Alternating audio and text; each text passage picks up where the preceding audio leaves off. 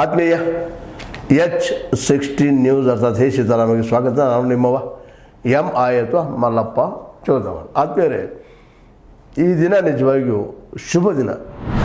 ಶುಭ್ಮನ್ ಗಿಲ್ ಅವರಿಗೆ ಆಗಿರ್ಬೋದು ಅಥವಾ ಭಾರತ ತಂಡಕ್ಕಾಗಿರ್ಬೋದು. ಯಾಕಂದರೆ ಈ ಎರಡೂ ಇನ್ನಿಂಗ್ಗಳಲ್ಲೇ ರನ್ನನ್ನು ಹೊಡೆಯೋದಷ್ಟೇ ಅಲ್ಲ, ಗೆಲುವಿನಂತೂ ಇದು ಸುಲಭದ ಕೆಲಸ ಅಲ್ಲ.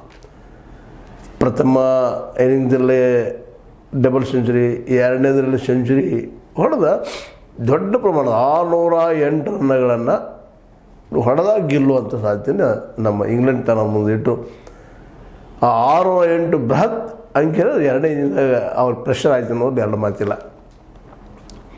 ಅದು ಇದಕ್ಕೆ ಪೂರ್ವದಲ್ಲಿ ಇವರು ಆಡಿದಂಥ ಆಟ ಎಲ್ಲರೂ ಭಾರತೀಯರು ಭಾಳ ಅದ್ಭುತವಾಗಿತ್ತು ಅಂತ ಹೇಳಬೇಕಾಗಿದೆ.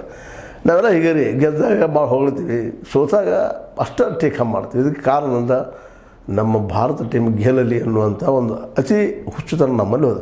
ಆ ದಿಶೆಯಲ್ಲೇ ಅದೇನೂ ಇರಲಿ, ಇವತ್ತು ನಮ್ಮ ಶುಭ್ಮನ್ ಗಿಲ್ ಅವರು ಸಾಕಷ್ಟು ಟೀಕೆಗಳಾದ ಪ್ರಥಮ ಟೆಸ್ಟ್ನಲ್ಲಿ ಸೋತಿದ್ದಕ್ಕಾಗಿ ಈಗ ಎಡ್ಬಾಸ್ಟನ್ ಈ ಒಂದು ಸ್ಟೇಡಿಯಮ್ದಲ್ಲಿ ಆದ ಈ ಯುದ್ಧದಲ್ಲಿ ಆ ಯುದ್ಧ ಅನ್ನಬೇಕಾಗಿದೆ ಇವತ್ತು ಕ್ರಿಕೆಟ್ ಅಂದರೆ. ಅದರಲ್ಲೇ ನಮ್ಮ ಇನ್ನೊಂದು ಏನಪ್ಪ ಅದಕ್ಕೆ ಗಮನಿಸಬೇಕಾಗಿದೆ ಅಂದರೆ ಬಾಲಿಂಗ್ದಲ್ಲೂ ಸಹಿತ 20 ವಿಕೆಟ್ಗಳನ್ನು ಅದು ಸಪಾಟ